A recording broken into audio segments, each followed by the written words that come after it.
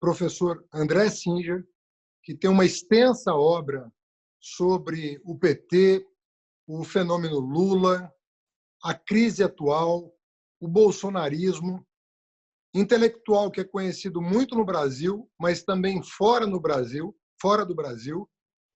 respeitado internacionalmente e que tem feito reflexões muito interessantes sobre a realidade política brasileira contemporânea. Muito difícil de decifrar e que exige muito conhecimento para que as pessoas possam se situar em relação a tudo que está acontecendo. Muito boa noite, André Singer. Boa noite, Fernando. Muito obrigado pelo convite. É uma honra estar aqui, um grande prazer. Obrigado pelas palavras tão gentis. André, eu vou, por assim dizer, eu vou procurar fazer uma discussão com você de trás para frente. O que eu quero dizer com isso? Eu vou tentar situar o nosso ouvinte em relação à tua produção mais recente, mas eu gostaria que, à luz da tua produção mais recente, você fizesse também algumas considerações sobre os teus escritos mais antigos, uma vez que eles, na minha opinião, compõem uma obra sistemática sobre um assunto que dá condições, sobretudo às forças mais progressistas do país, compreenderem os desafios contemporâneos e se situarem em relação a esses desafios, que são enormes e que só se agravam com o passar do tempo, infelizmente. Então, vou começar por um artigo a muitas mãos que foi assinado recentemente por um conjunto de professores, maioria titulares da Universidade de São Paulo, de várias áreas do conhecimento. Ali você tem economistas, filósofos, cientistas políticos, e que procuraram dar uma contribuição. Difícil no nosso ambiente você conseguir forjar um texto com muitas assinaturas na academia, né? Porque há muitas sutilezas e filigranas, e houve ali um esforço intelectual coletivo muito impressionante de tentar sistematizar algumas ideias importantes sobre o que está acontecendo no Brasil. Mas o pano de fundo eu recomendo vivamente a leitura do texto, que saiu na Folha de São Paulo, assinado por Vladimir Safatli, André Singer, Leda Paulani, Laura Carvalho. E eu queria começar por esse texto dizendo assim, o texto coloca um risco iminente à democracia brasileira. Ele efetivamente chama a atenção dos cidadãos brasileiros sobre um risco iminente e quase que invoca as forças democráticas do país à unidade para combater esses riscos. Eu queria que você explicasse para o nosso ouvinte. O Bolsonaro tem uma posição muito... Ele é cheio de idas e vindas em relação a isso, o que é próprio, inclusive, de forças que ele representa. Mas eu queria que você esclarecesse esse ponto de vista. Você efetivamente acredita que exista um risco de golpe ou autogolpe por parte do Bolsonaro? E qual é o desenho que ele teria? Se ele já está no poder, né? Se ele já está exercendo o poder, se ele já tem a caneta, como ele diz, como isso se traduziria? Porque é muito diferente da situação de 64, que tínhamos o Jango na presidência, uma situação diferente de 45, que no fim da guerra o Getúlio estava na presidência, mesmo em 54, com o suicídio do Getúlio, também é uma situação diferente, como é em 30, em 37, ou seja, uma situação nova. Eu queria que você descrevesse, do teu ponto de vista, como se caracteriza essa situação. O que você está enxergando? E quais os alertas que você faria? Olha, Fernando, como você mesmo disse, situação extremamente complexa e eu demorei muito para atinar com uma maneira de interpretar essa situação. Eu acabei achando no livro do Adam Przeworski, que foi publicado ano passado nos Estados Unidos, Crisis of Democracy, uma ideia que me parece iluminadora para a situação brasileira, que é a ideia de autoritarismo furtivo. E, a partir dessa ideia, eu responderia de maneira um pouco ousada, ou muito ousada para você, porque eu aprendi com alguns mestres que a gente não deve fazer previsões. Mas eu não aguento digamos, a tentação colocando, digamos, nesse contexto que nós estamos falando, que, digamos, é uma análise acadêmica, né? Não é uma previsão assim de conjuntura. Eu acho que não vai haver golpe, porque, infelizmente, o golpe está acontecendo todos os dias. Essa que é digamos, a conclusão que eu tirei quando eu entendi essa ideia do autoritarismo furtivo. O que é o autoritarismo furtivo? É um processo que se dá diferentemente dos golpes clássicos que a gente estava acostumado, que é um golpe que vem de fora do sistema político e, em um determinado momento, rompe com as leis, né? Este tipo de processo de deslizamento da democracia para o autoritarismo, ele se dá com 3 características. Ele é incremental, ou seja, ele vai se dando continuamente, pouco a pouco, né?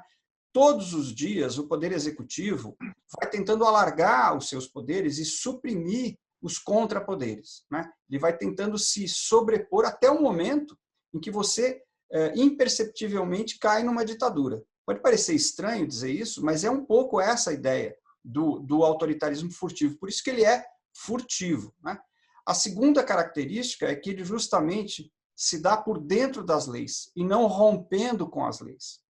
Então, um exemplo de como que isso funciona, um exemplo bem fácil para nós aqui no Brasil, o impeachment da ex-presidente Dilma, né? Por quê? Porque eles usaram uma brecha que existia dentro das leis. O impeachment é uma cláusula da Constituição, né? E o impeachment, de fato, é um processo político e as normas do impeachment, até certo ponto, foram seguidas, ou seja, houve direito de defesa, passou pela Câmara, depois foi para o Senado foi presidido pelo presidente do STF e tudo mais, sendo que conseguiram as maiorias constitucionais necessárias. O que não houve? Comprovação de crime de responsabilidade. Não houve crime de responsabilidade. E eu sempre repito o que eu vou dizer aqui, mas vou dizer mais uma vez, não sou eu que estou dizendo, é a Folha de São Paulo, que não tinha nenhuma simpatia pelo governo Dilma, escreveu em editorial, não se comprovou crime de responsabilidade.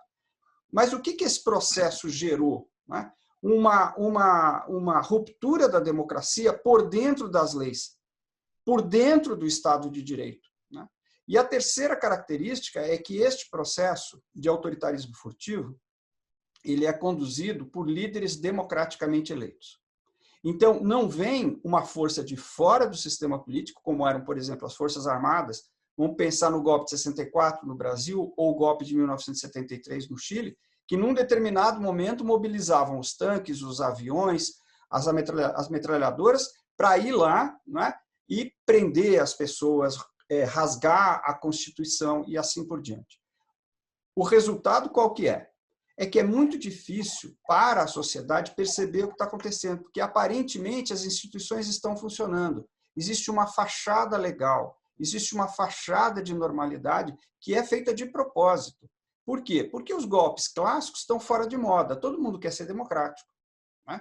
Então, você tem uma grande dificuldade para a sociedade perceber o que está acontecendo e você tem uma grande dificuldade para as forças de oposição alertarem a sociedade de que agora está havendo uma ruptura, porque, na verdade, a ruptura está acontecendo todos os dias. Um bom exemplo agora é como o atual presidente da República instrumentalizou a Polícia Federal. A Polícia Federal vinha tendo uma autonomia investigativa respeitada nos últimos mandatos presidenciais e, de repente, ele foi para cima da Polícia Federal, mudou a direção da Polícia Federal, mudou a Superintendência do Rio de Janeiro e a gente viu as consequências práticas na chamada Operação Placebo no Rio de Janeiro. Eu não quero entrar nos detalhes sobre as acusações que pesam aí ou deixam de pesar, não é esse o problema. O problema é a gravidade e o que representa em termos de alargamento do poder, né, e de dissolução dos contrapoderes, você instrumentalizar a Polícia Federal. Então, eu acho que é isso que está acontecendo no Brasil e é para isso que nós temos que alertar a sociedade. E nós temos que criar uma condição que a oposição democrática, nesse caso, democrática, consiga impedir esse processo. Porque se ele se consumar, vai ser um retrocesso enorme para o Brasil, e particularmente para a nossa geração, né? Que talvez o que a gente possa legar, poderia ter legado, é uma democracia consolidada no Brasil. André, tem uma polêmica, eu vou colocar em termos mais rasos, mas eu separaria uma visão mais historiográfica, de uma visão mais de ciência social. E diria assim que os historiadores são muito resistentes a usar termos do passado para caracterizar fenômenos contemporâneos. Eles sempre têm o cuidado em apontar as múltiplas diferenciações.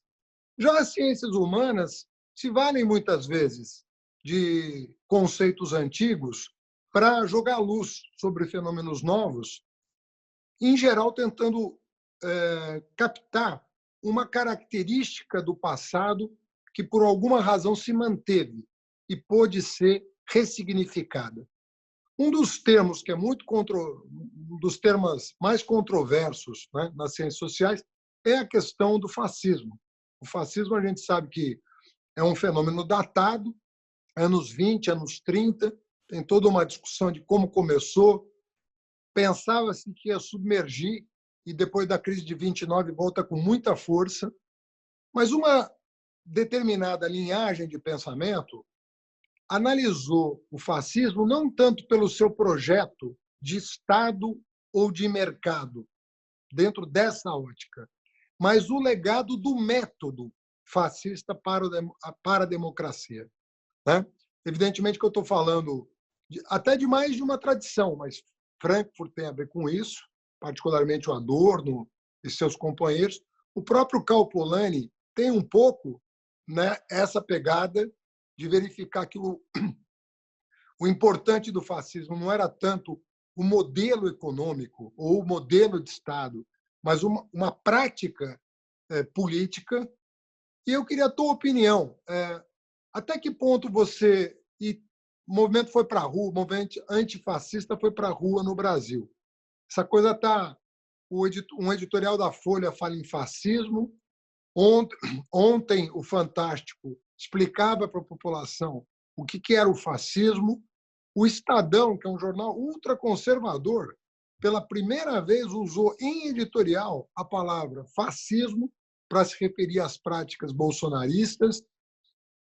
Eu queria que você... E, de alguma maneira, o que você descreveu tem um pouco a ver com líderes que chegaram ao poder e erodiram a democracia por dentro. Porque tanto Mussolini quanto Hitler foram eleitos.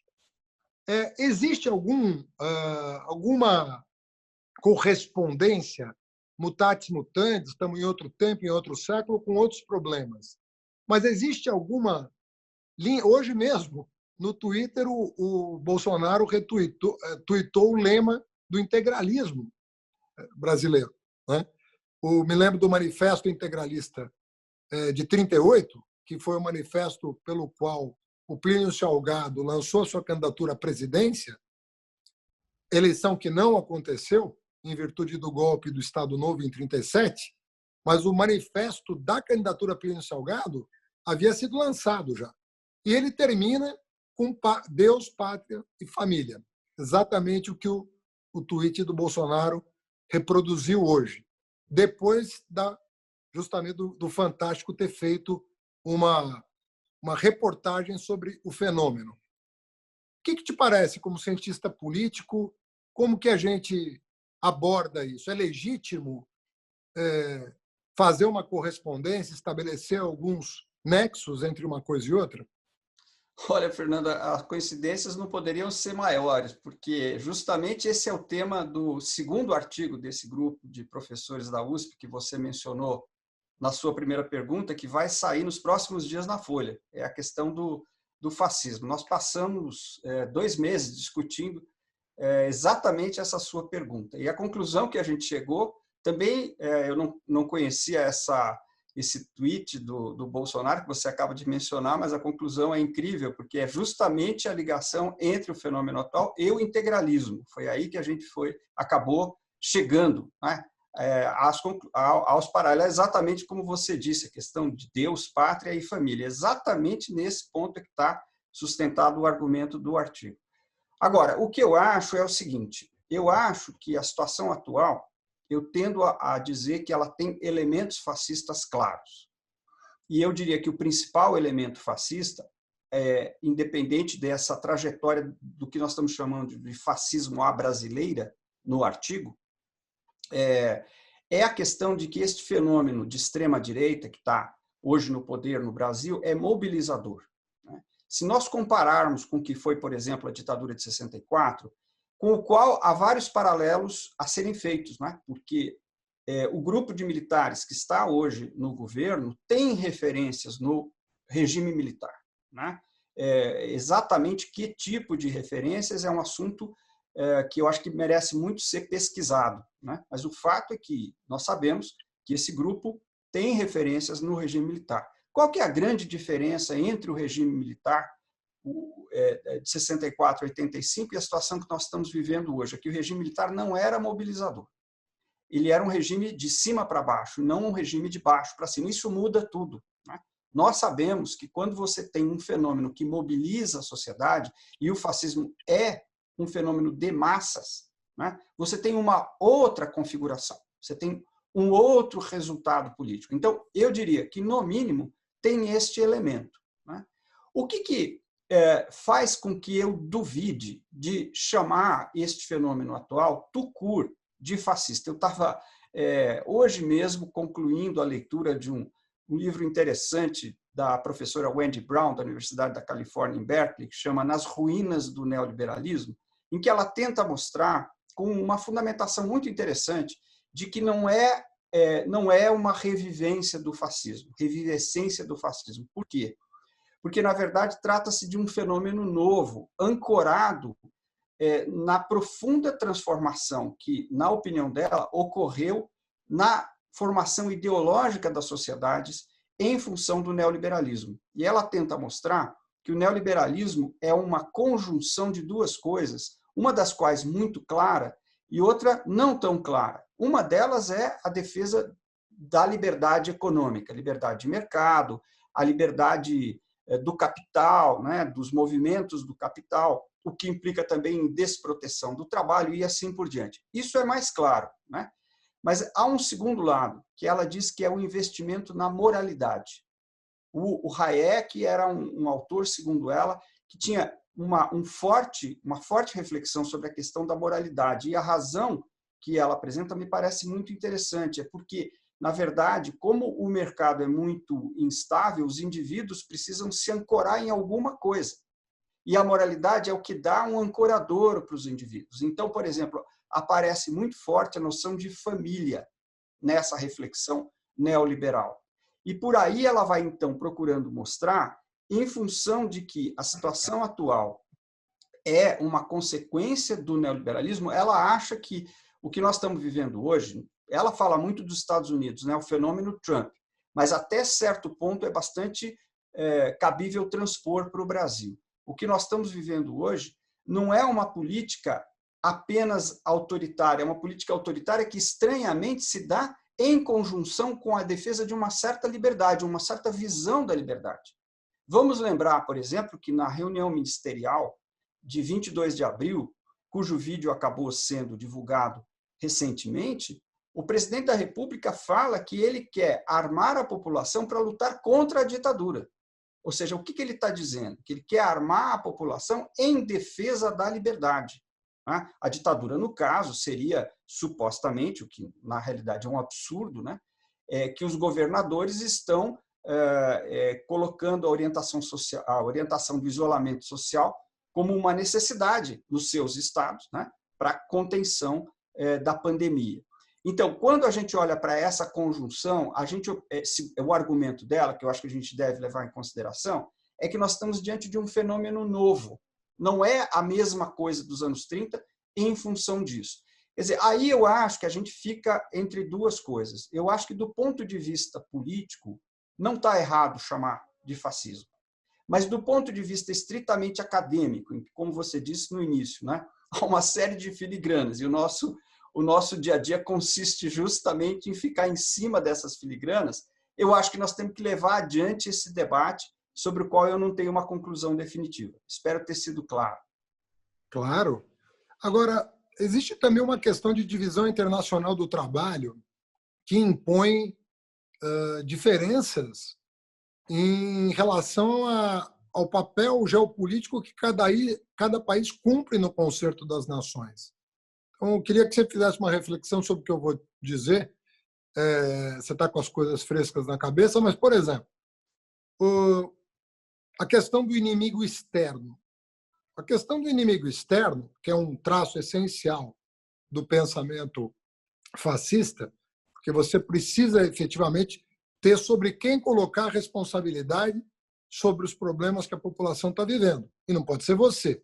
Por definição, você está representando a sociedade em relação a essa ameaça. Essa ameaça, no caso dos Estados Unidos, para o Trump fica meio fácil resolver. Estou perdendo empregos para a China faz dumping social, o vírus é chinês, tem uma série de formulações, né? A ONU é globalista, as nações estão perdendo importância, eu vou reafirmar a identidade americana. Existe um discurso mais arredondado, eu diria, para você se situar na extrema-direita americana, em que o Trump ele vem quase como um desdobramento de movimentos anteriores que já vinham alimentando esse tipo de narrativa, mas também de ações. Eu me lembro que nos anos 80, isso não estava caracterizado dessa forma. Quando o Japão, a economia japonesa, começou a representar uma ameaça aos Estados Unidos, não havia espaço naquela conjuntura para um discurso que se ouve hoje. O discurso do Trump era impensável nos anos 80 e absolutamente pensável e realizável nos anos 2010. Tem espaço para esse tipo. No caso do Brasil, eu vejo uma dificuldade muito grande do governo conseguir caracterizar essa ameaça. Então, é uma narrativa frouxa, né? De tentar caracterizar quem seriam os inimigos da pátria. Obviamente que o PT, desde sempre, é a ameaça permanente ao país, né? Então, sempre se utilizou da esquerda e do PT como uma ameaça ao país, tendo sido sempre uma força minoritária no Congresso Nacional e, mesmo no Executivo, uma disposição enorme para negociar aprovação de leis e tudo mais para conseguir implementar parte do projeto petista. Mas essa divisão de trabalho, né, essa situação internacional, não coloca desafios completamente diferentes?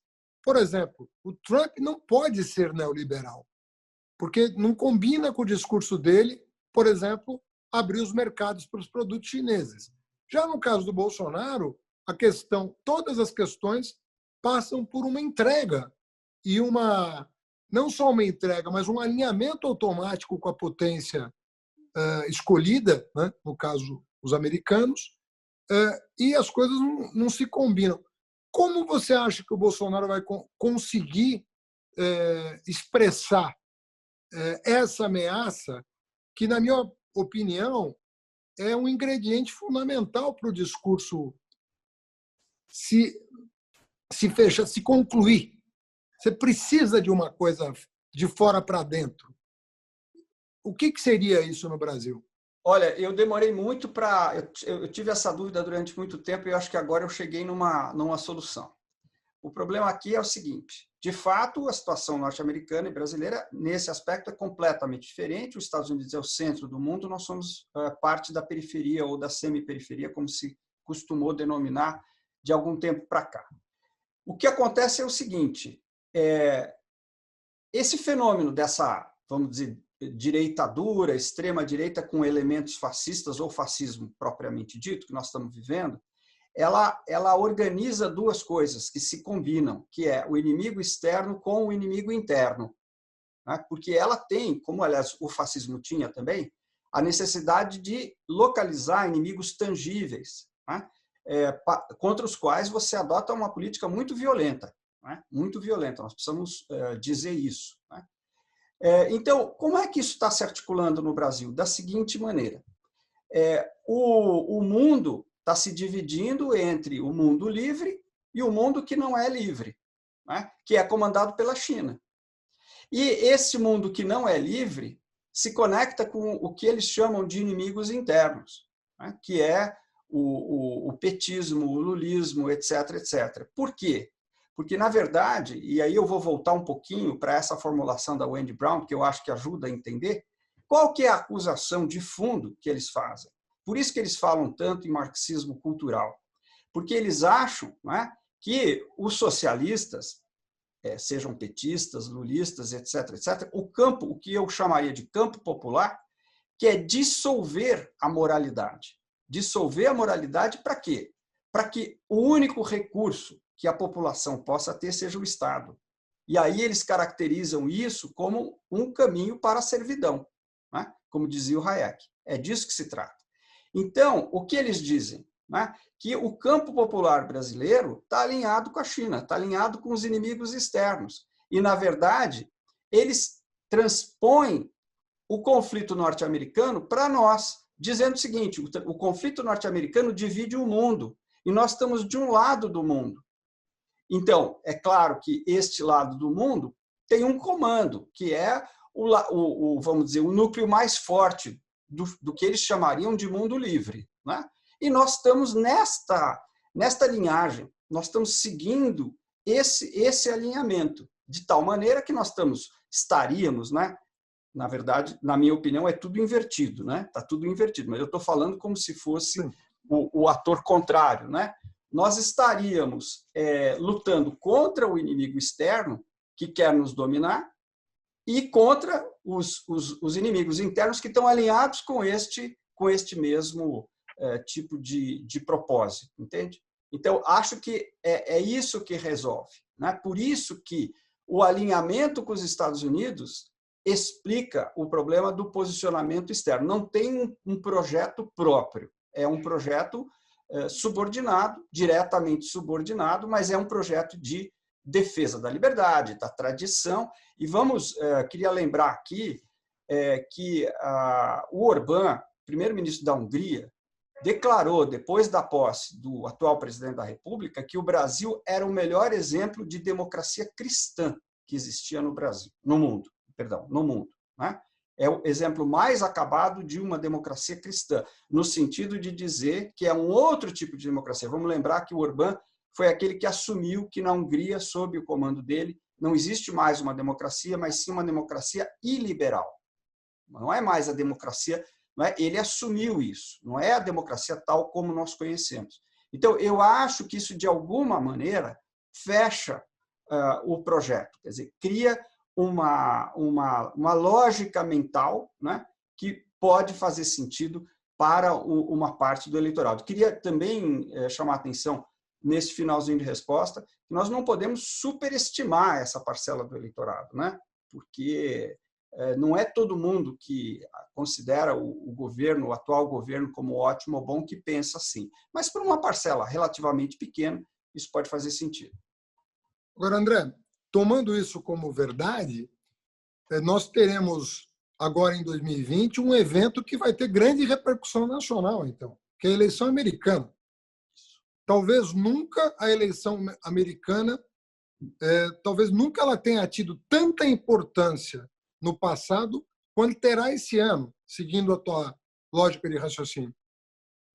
Eu acho exatamente isso. Eu acho que nunca vi uma eleição americana tão importante para nós. Eu acho que nós vamos acompanhar essa eleição americana como se ela estivesse acontecendo aqui dentro, né? Ela é absolutamente decisiva. E eu acho, nesse sentido, que estas manifestações que vêm ocorrendo nos Estados Unidos desde o assassinato do George Floyd são da maior importância, né? Claro, importância para o mundo, todo mundo está vendo, mas também para o Brasil. Bom, sobretudo porque aqui nós temos 4 vezes mais negros relativamente do que os Estados Unidos. Sem dúvida, sem dúvida. Então teremos aqui um impacto ainda maior. Agora, esse mesmo raciocínio vale, obviamente, em que medida para os americanos? O quanto é importante para os americanos o alinhamento do Bolsonaro? Ou o Trump pode fazer pouco caso desse alinhamento, a depender das suas circunstâncias eleitorais, como parece ter sido o caso semana passada? Eu não tenho claro, vou ser muito sincero com você, eu não tenho claro, olhando do ângulo dos Estados Unidos, qual a importância que a América Latina tem hoje. Nós sabemos que durante um período a América Latina ficou secundarizada para os Estados Unidos, que tinha muito mais preocupação com, obviamente, a China, o Oriente Médio, a Europa, e os Estados Unidos, a América Latina ficou num lugar bastante à margem, né, para os americanos.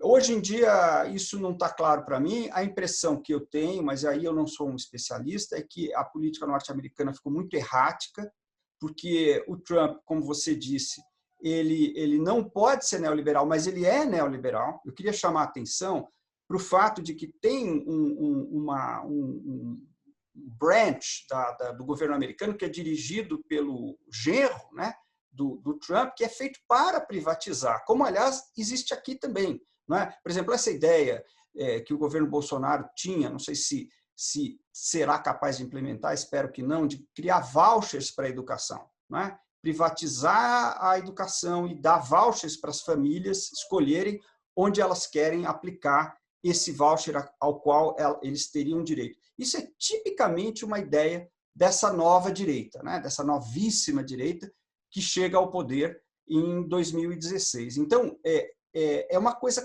errática, estranha, né?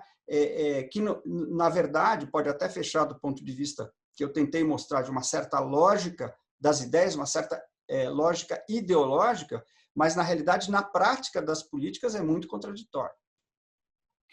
André, você acha que no período do Lula, uma coisa é verdade, assim, eu estava dentro do governo, eu pude perceber isso. Porque quando às vezes você está dentro, você percebe umas coisas. Mas a partir de um determinado momento, né, o Brasil parecia que estava incomodando. Efetivamente, parecia que estava incomodando. O Brasil começou a abrir muitas portas diplomáticas com o Oriente Médio, com os BRICS, com o G20, com o Unasul, com o Mercosul. Os tentáculos do Brasil, eu não sei em que medida isso na prática, mas diplomaticamente, seguramente você acompanhou uma parte disso, e depois de dentro do governo, de fora do governo o tempo todo. Você acha que houve exagero em enaltecer a diplomacia brasileira nesse período? Você acha que a gente vende mais do que ela de fato produziu? Ou ela de fato estava alterando, ainda que minimamente, as relações de poder internacional? Não, eu acho que não houve exagero. Acho que é um dos grandes trunfos dos governos que o PT dirigiu, a política externa. Eu acho que ela realmente foi um avanço extraordinário para o Brasil, né? No sentido de articular justamente um projeto interno de diminuição da desigualdade, né? Com todas as dificuldades e as contradições que houve, né? Um processo muito complicado num país que tem uma vocação conservadora forte, né?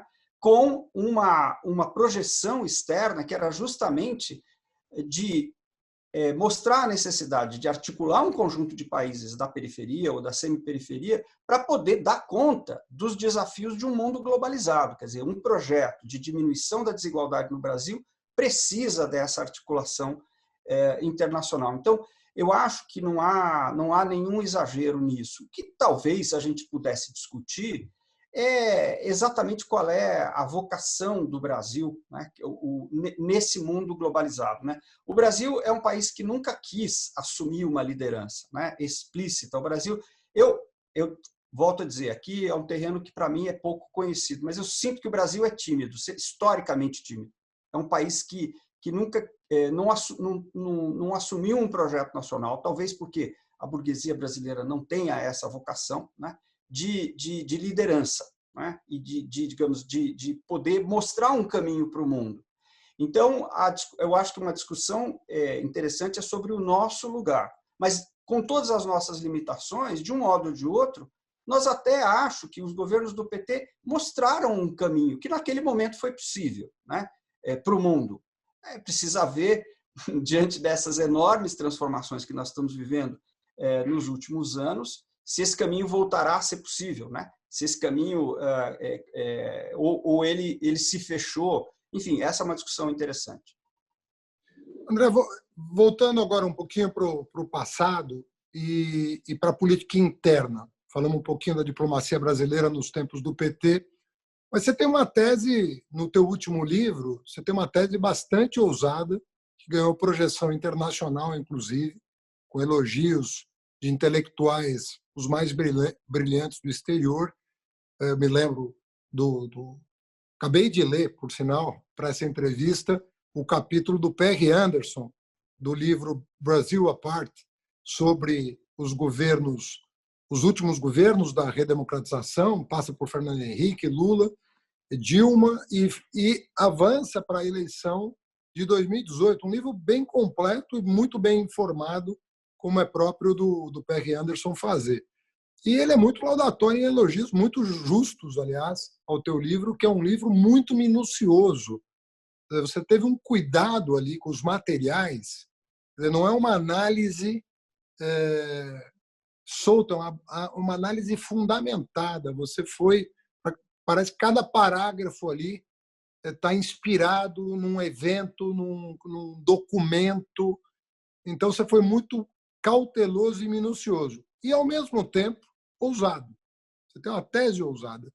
E a tua tese, se você me permite resumir em poucas palavras, você tem a ideia de que, ali, em um determinado momento, se decidiu, digamos, apostar num projeto que fosse, a um só tempo, mais republicano e mais desenvolvimentista. Né? A ideia de que foi uma decisão que, a julgar pelos materiais que você recolhe, consciente, quer dizer, não foi foi uma decisão consciente de apostar nessas duas vertentes que nem sempre se mantiveram juntas na história brasileira. Nós já tivemos momentos desenvolvimentistas e muito pouco republicanos, né? E momentos republicanos e nem um pouco desenvolvimentistas. De maneira que essas duas coisas não são compatíveis, mas nem sempre caminham juntas. Eu gostaria de explorar um pouco isso, porque você situa nesse momento uma espécie de a origem do conflito que se torna insuportável nos termos que o Brasil se desenvolveu, por assim dizer. Então, eu queria que você explorasse um pouco isso, porque eu queria depois voltar para o presente para saber até que ponto que nós estamos vivendo hoje tem a ver com essas contradições que você estabeleceu no teu trabalho de alguns anos já. Ô, Fernando, eu vou agradecer primeiro a pergunta, né? Porque ela me dá a oportunidade de falar sobre um negócio que eu, enfim, gastei muito tempo e gosto muito de conversar, né?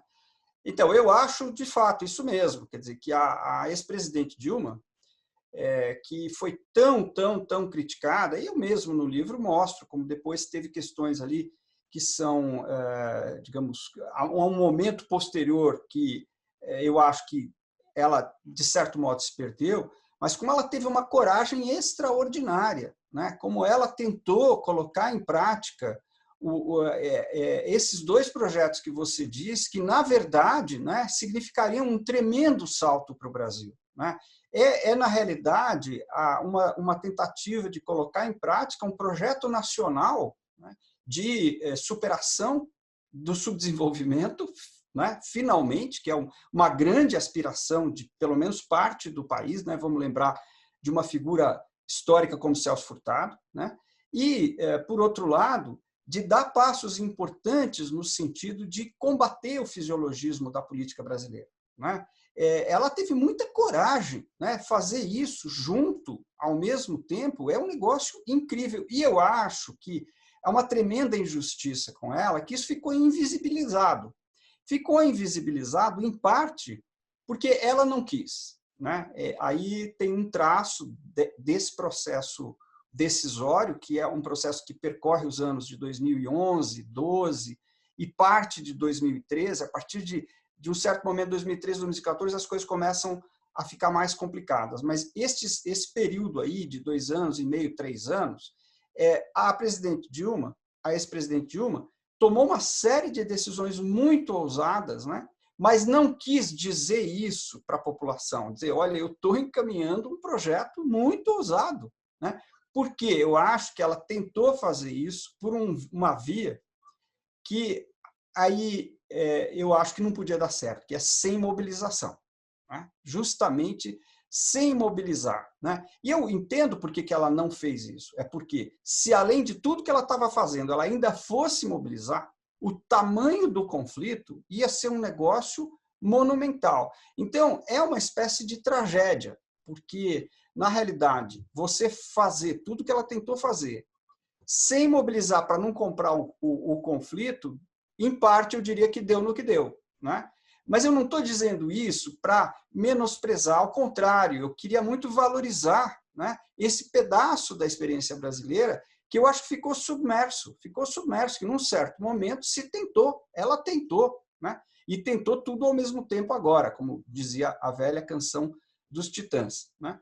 Então, eu acho que, enfim, isso acirrou muito a burguesia brasileira. É claro também que tem um outro lado que não está entrando na minha resposta, porque senão ficaria muito longa, que é o problema externo, né? As condições externas mudaram em torno de 2011, 2012, né? Quando começa uma reversão do primeiro processo de combate à crise de 2008, né? Não quero me alongar muito, então não vou entrar nisso. Mas tem um processo externo também. Agora, a partir de um certo momento, a burguesia se unifica contra isso, né? E isso é incrível, porque, na realidade, o establishment se unifica, porque você tem, de um lado, o PMDB, né? E, de outro lado, os empresários, e, curiosamente, comandados pelos empresários industriais, que foram os mais beneficiados pelo projeto da Dilma, até em questões pequenas, né? É o que a Laura Carvalho chama de agenda Fiesp. Nós temos uma divergência sobre isso, porque eu acho que a Dilma não fez isso para contentar a Fiesp num acordo menor. Ela estava realmente olhando para um horizonte maior, né? Agora, daí para frente, né, nós entramos numa espiral muito ruim, né? A partir, eu diria, de 2015, a gente entra numa espiral muito ruim que, de alguma forma, deu no que estamos vivendo, né? De algum jeito contribuiu para isso que nós estamos vivendo. Mas eu, até talvez como, vamos dizer, alguém que sempre se colocou com um horizonte socialista, não gostaria de que essa experiência que foi tentada seja perdida, digamos, no rol de alguma coisa que só pode dar errado, né? Eu acho que as tentativas progressistas, e nesse caso eu não acho que tenha sido sequer desastrada. Eu acho que depois começaram a haver dificuldades que não foram bem enfrentadas, mas até um certo momento ela foi bastante organizada até, né? Elas devem ser valorizadas, né? Essas experiências devem ser valorizadas. Agora, André, você falou quer dizer, teve uma mudança uma das hipóteses é de que a avaliação da crise externa não tenha sido feita com propriedade, ou seja, não se considerou a hipótese de uma mudança estrutural da economia internacional que tivesse impactos mais duradouros e exigisse uma postura mais decisiva em relação à mudança de paradigma. Mas eu quero fazer além dessa pergunta, que é lateral, eu queria te perguntar uma coisa sobre a burguesia nacional.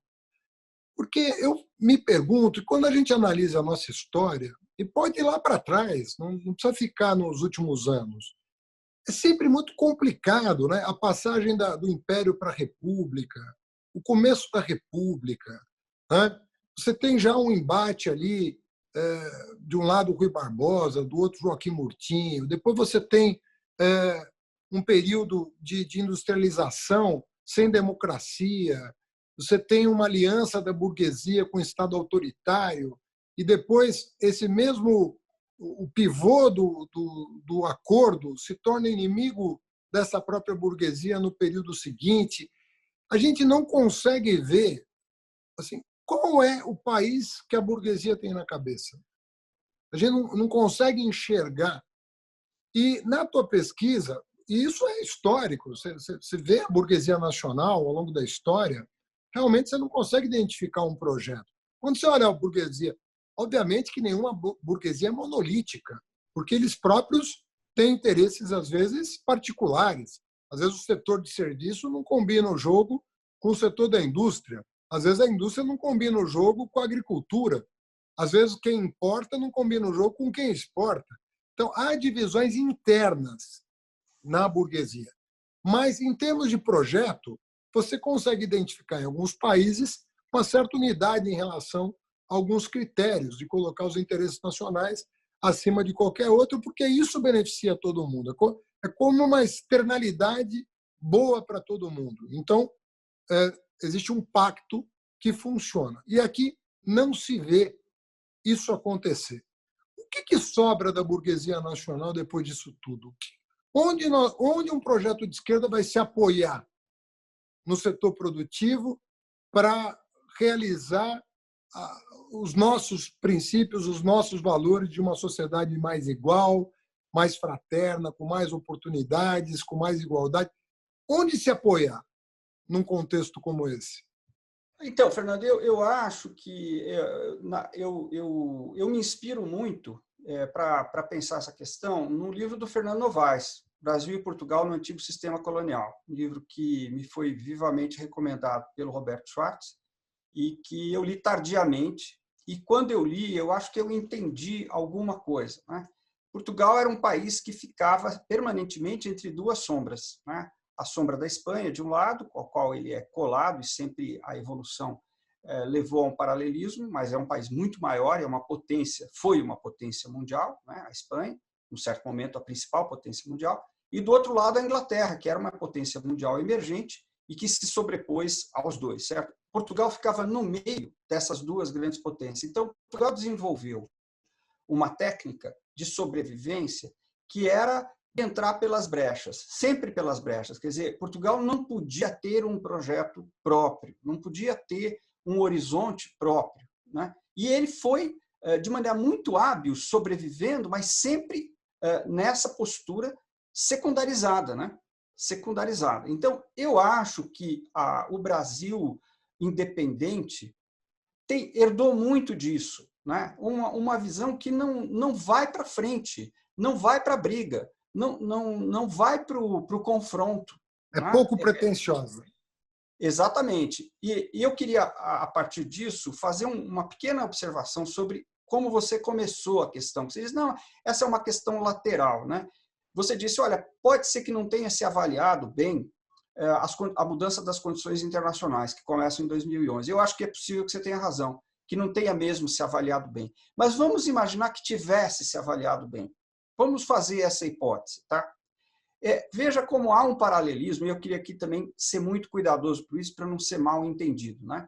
Porque há vários paralelos entre o governo Dilma e o governo Geisel, com a nítida diferença que nós precisamos destacar que o governo Geisel é um governo de direita, né? Uma direita autoritária, e o governo Dilma foi um governo de esquerda democrática, certo? Então, não vamos passar por cima dessa importante diferença. Mas qual que é a semelhança? É que, em 1974, quando o Geisel assume a presidência da República, o mundo estava todo entrando em recessão em função do choque do petróleo. Né? Do primeiro choque do petróleo estava a onda recessiva, a onda da estagflação, né? Inflação com estagnação, estava tomando conta do mundo. O que o Geisel falou? O Geisel falou, o Brasil não é um país que esteja completo, eu preciso continuar o desenvolvimento, eu não posso parar. Né? O que ele fez? Né? Ele se endividou, né? E fez a economia brasileira crescer no ritmo do milagre econômico mais alguns anos. Ou seja, ele confrontou a orientação internacional. De certa forma, essa foi também a opção da Dilma. Está dizendo, bom, a Europa está impondo austeridade. Né? E que, curiosamente, foi a Europa que impôs isso, não foi os Estados Unidos. Né? O Adam Tooze mostra isso, que em 2011 quem puxou foi a Alemanha. Mas o Brasil não pode entrar nessa de austeridade. E nisso a Dilma tinha toda a razão, porque a austeridade no Brasil significaria o fim do lulismo, o fim do processo de diminuição da desigualdade que aconteceu. Né? Então ela falou, eu vou ser audaz, eu vou ser ousada, desde que a burguesia me apoie. Eu acho que ela não tinha se dado conta que a burguesia não apoia. A burguesia brasileira não apoia, porque não é essa a tradição dela. Porque isso implicaria em brigar. implicaria em se confrontar, como implicou, né? Porque, em boa medida, a Dilma ficou isolada, porque, a partir de um certo momento, os centros financeiros internacionais, vamos lembrar dos editoriais do Financial Times, da Economist, falando que a política estava toda errada, que o Guido Mantega tinha que ser tirado, etc., etc., começaram a dizer que o que ela estava fazendo era intervencionismo estatal. E aí acabou.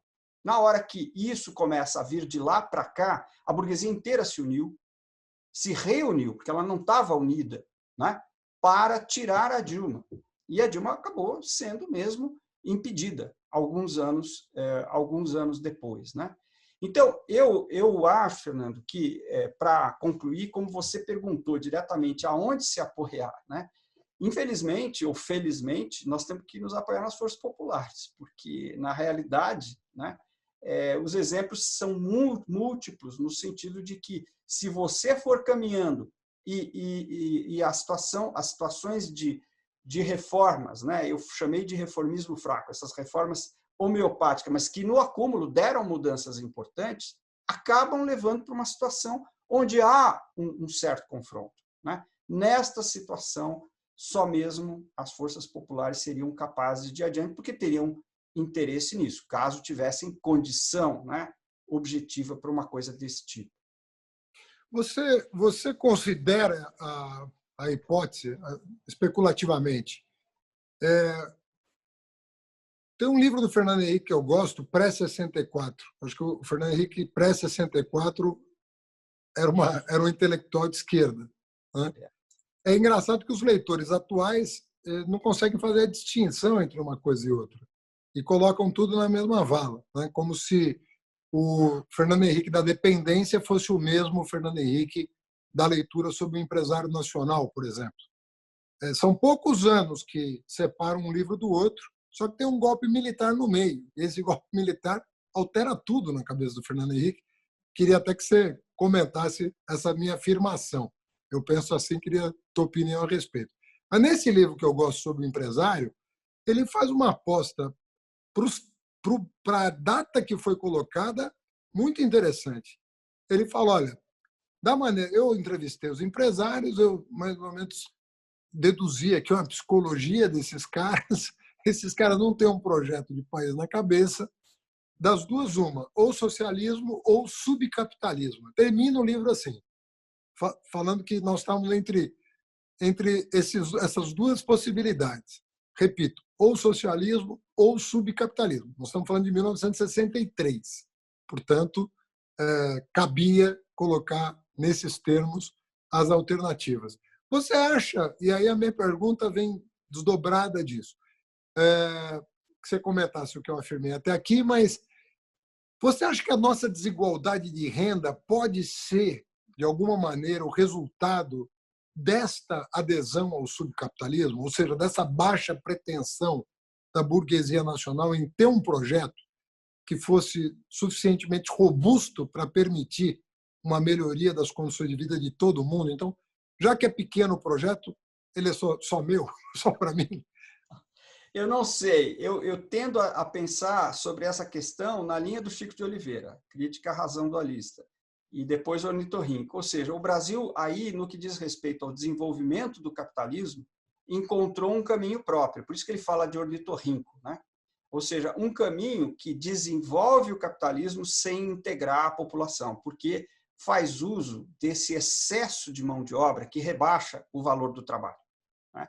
E esse rebaixamento do valor do trabalho é constitutivo do tipo de capitalismo que se desenvolveu no Brasil. Porque aí a tese do Chico, que eu acho interessante, não é que o capitalismo não tenha se desenvolvido no Brasil. Ele se desenvolveu. O ornitorrinco é um bicho que existe. Ele é muito estranho, porque ele é uma mistura de tudo, né? Mamífero, réptil, ave. Então é uma coisa singular. Mas ele existe, ele funciona. Só que ele não existe se você pensar num horizonte de superação da marginalização das camadas populares, ou de boa parte delas, né? Porque uma parte menor é integrada, acaba sendo integrada, né? Então, eu acho que, eu tendo a pensar mais é que o Brasil encontrou uma maneira, né, bastante esquisita, mas de desenvolver esse tipo de capitalismo ornitorrínquico. Agora, se você me permite, eu vou me dar o direito de comentar a primeira parte da tua pergunta, porque eu não estava esperando tantas filigranas acadêmicas, mas é uma alegria poder entrar nelas. Eu acho que, eu continuo achando que o Fernando Henrique, da teoria da dependência, ainda é um intelectual de esquerda. Eu acho que a teoria da dependência é uma grande sacada, no sentido de que você tem que combinar, para entender o que é a América Latina, você tem que entender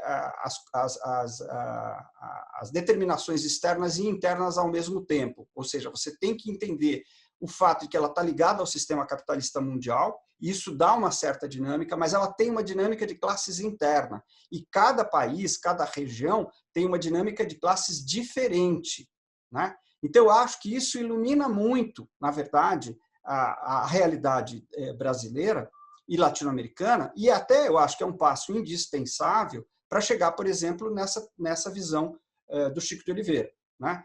Eu acho que o Fernando Henrique deixa de ser um intelectual de esquerda, provavelmente, no final dos anos 80, quando aí ele direciona o PSDB numa linha que é, digamos, do neoliberalismo, né?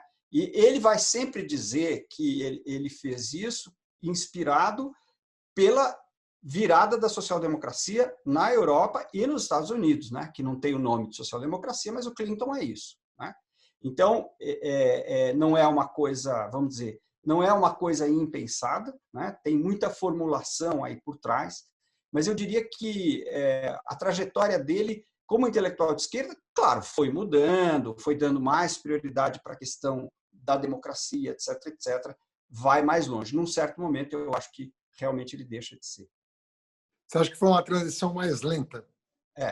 Acho. E acho que a teoria da dependência deve ser... eu gostei muito da tua formulação muito clara, quando o Fernando Henrique era um intelectual de esquerda. Eu acho que a teoria da dependência deve ser incorporada pela esquerda brasileira como uma obra iluminadora das nossas questões aqui e, enfim, que pode nos ajudar a pensar caminhos. É que os desenvolvimentistas acham que a teoria da dependência é uma espécie de capitulação, né? Porque assim, é como se fosse um rebaixamento das pretensões nacionais em virtude de um contexto externo desfavorável. Mas isso eu vou te entrevistar outro dia sobre isso, que eu quero te manter na política aqui, dos seus trabalhos já desenvolvidos e das perspectivas do futuro.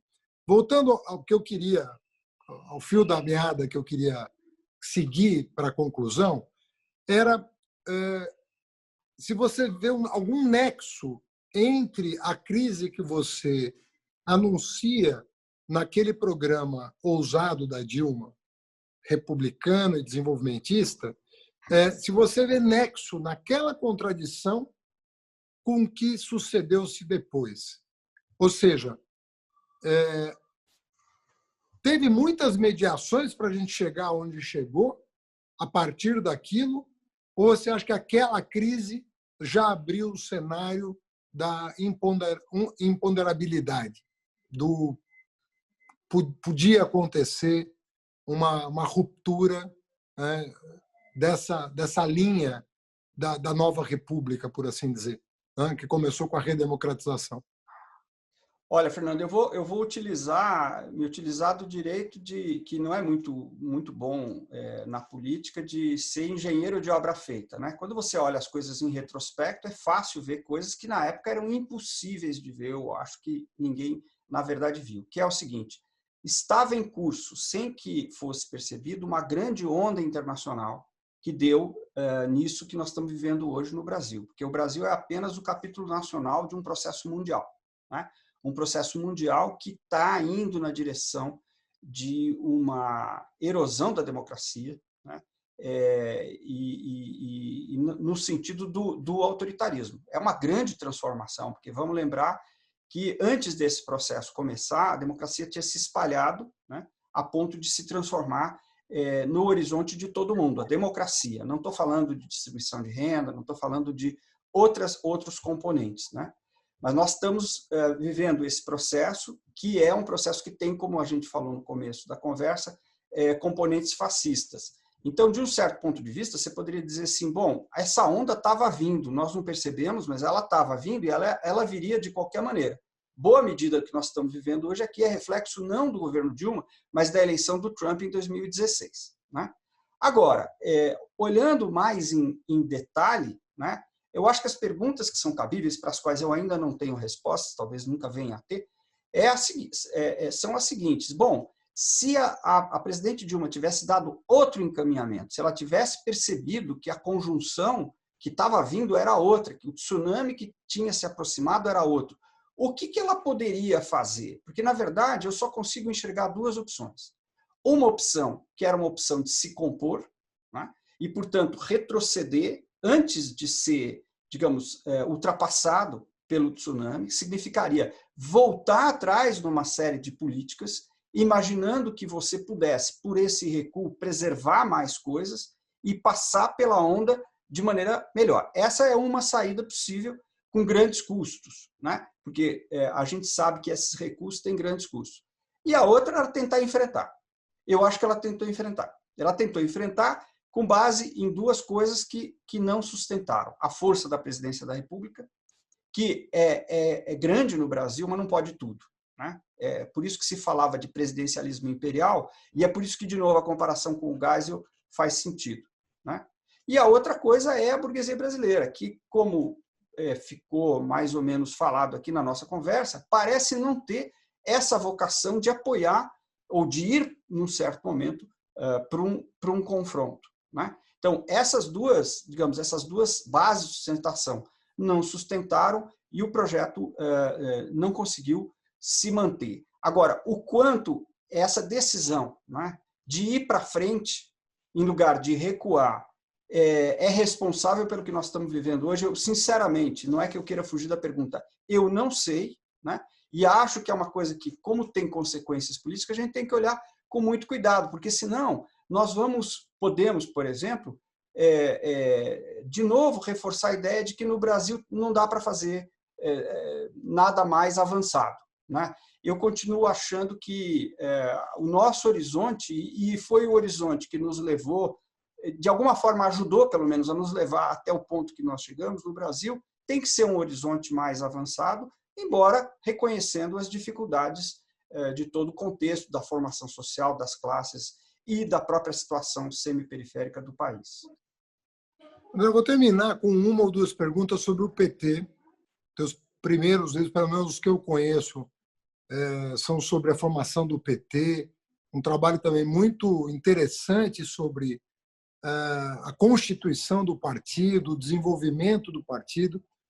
E eu não sei se posso dizer isso, mas o PT, se você também olhar a história da classe trabalhadora ao longo do tempo, né, pelo menos até a ditadura militar, a classe trabalhadora sempre teve que fazer opções que não eram as próprias. Ela sempre foi a reboque de alguma força que parecia, aos seus olhos, atender mais às suas demandas, à sua visão de mundo, aos seus pleitos, que considerasse uma parcelas maiores da sociedade, mais amplas. Então, a esquerda sempre ficou a reboque da grande política, da qual ela não participava propriamente como ator principal, sempre como ator coadjuvante, mesmo entre 45 e 64, sempre procurando ali nas brechas ali da grande disputa quem poderia atender melhor aos seus clamores e tal. Primeira vez na história do Brasil que a classe operária se organiza para se apresentar no quadro nacional, na minha opinião, é com o PT e com essa figura extraordinária do ponto de vista de carisma, de capacidade de elaboração, de capacidade de síntese, que é o Lula. Lula parece, e desde 89 o PT ou é primeiro ou é segundo nas disputas eleitorais. Então são 30 anos que o PT está presente nas eleições, ou em primeiro lugar, e ganha o governo, ou em segundo lugar. Né? Mesmo em 2018, ninguém acreditava que fosse possível o PT for para o segundo turno, e tem gente que diz, dependendo das circunstâncias, ainda ganhava a eleição. Mas, dito isso, eu queria te perguntar, o PT tem eu noto, assim, hoje que eu estou muito mais envolvido com a dinâmica interna do PT, eu como você, não participo, né? Eu não participava das instâncias internas, né? Quando a gente militava como intelectual, de esquerda, progressista e tudo mais. Mas hoje eu vejo assim que existe um orgulho do fato de que os trabalhadores têm um instrumento do qual não podem e não devem abdicar. Por maior que seja a crise envolvendo a legenda, o partido, as perseguições todas e tudo mais, mas é um instrumento da classe trabalhadora, que precisa manter os seus instrumentos de luta, e o PT é um deles. Não é o único, mas é um deles, e é um importante instrumento de luta. Primeiro, eu queria que você caracterizasse um pouco assim, dessa tua opinião, concorda, discorda, tem a ver com o que eu estou falando? Segundo, qual é, fala-se agora em frentes, né? Frente para conter o fascismo, o bolsonarismo, o autoritarismo, ok, todo mundo de acordo, os democratas de acordo.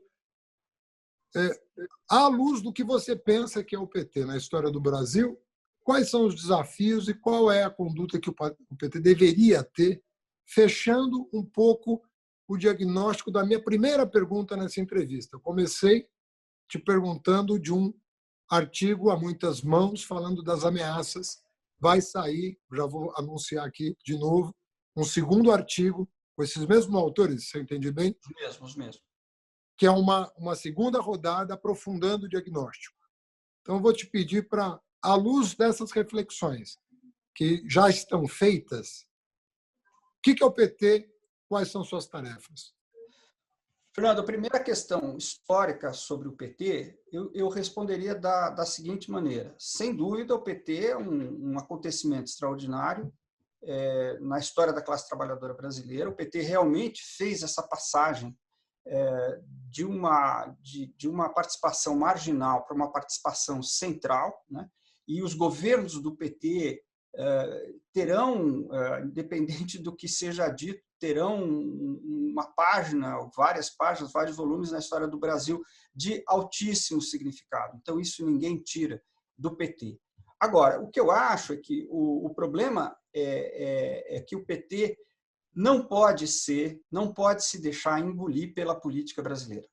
A política brasileira ela é muito anti-trabalhadores, ela é muito elitista e ou fisiológica. Então, um partido de trabalhadores, né, que tem alcançado o lugar que alcançou, corre um enorme risco, né, de ser tragado por uma força estrutural que é como a política brasileira se organiza, né? Tem um capítulo do livro, que é o capítulo 4, que fala, eu tenho a pretensão de sugerir uma hipótese estrutural sobre a organização partidária no Brasil em 3 campos.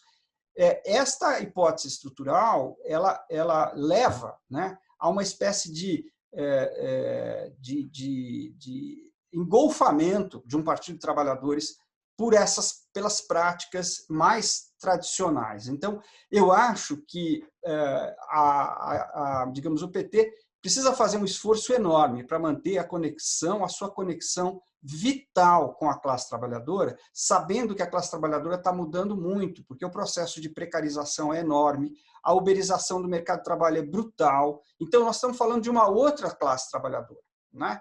Diante da qual aquela classe trabalhadora que formou o PT já ficou uma coisa um pouco do passado, um pouco diminuída e um tanto quanto descolada, porque ela tem condições muito melhores do que essa massa, né, que, infelizmente, o projeto dos governos dos quais nós participamos, de algum modo, era trazer o resto do Brasil, né, para essa integração que, até certo ponto, foi a origem do PT, né? Que foi a industrialização do país entre 1930 e 1980. Mas acontece que agora está tudo sendo revertido, né? Então, eu acho que o PT está numa encruzilhada muito grande, né? E é preciso ter muita energia no sentido de reconexão do PT, não é com as chamadas bases no sentido genérico, né?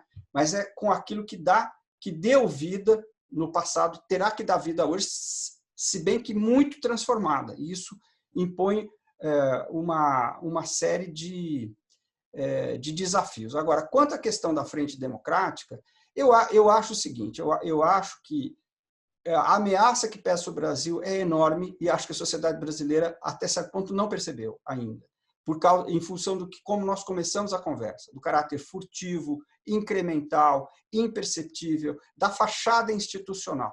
Então, nós temos um trabalho que é de levantar a sociedade brasileira. Realmente, estou falando isso não de uma maneira voluntarista, porque eu não sou, mas para barrar esse processo, né? Cujas perdas vão ser assim por décadas. E eu acho que esse é um problema tão prioritário que eu acho que merece todo mundo se juntar, todo mundo que é democrático. E não dá para pedir nada para ninguém no sentido nem programático, nem atestado ideológico do que fez ou deixou de fazer.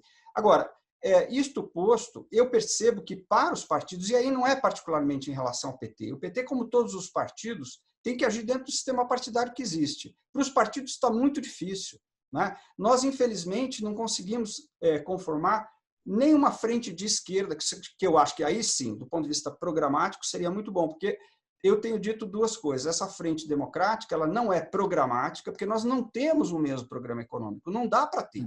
Nós estamos completamente divididos em relação a isso. Então, se você colocar a questão econômica no debate dessa frente, ela vai se romper imediatamente, né? E também não é uma frente eleitoral, de jeito nenhum. Quer dizer, o que nós queremos é preservar a democracia, obviamente as eleições livres, com liberdade de expressão, liberdade de organização, honestas, no prazo certo, né? Como foi nos 30 anos anteriores, e aí cada um apresenta seus candidatos, né? E vamos disputar, e quem ganhar governa e passa a faixa para o outro, né? Democracia mesmo, né? Então, dentro desta não confusão entre os diversos planos, eu diria, parece mais fácil fazer essa unidade no plano da sociedade, né? Que a sociedade civil construa esta unidade primeiro, né? E, digamos, leve os partidos a esta unidade mínima, que nós precisamos estancar esse processo que está nos levando para o autoritarismo. Então, aí não é uma... e não estou dizendo isso porque eu sou do PT, né? Porque quando eu tenho que fazer críticas, eu acho que faço, mas aí não é uma crítica ao PT. O conjunto dos partidos não está conseguindo, né, pela dinâmica partidária, construir essa unidade que eu acho que, de certo modo, já está construída no plano da sociedade. Eu vejo pessoas das mais diferentes correntes se juntando porque percebem, né, que há um perigo iminente. Espero ter respondido.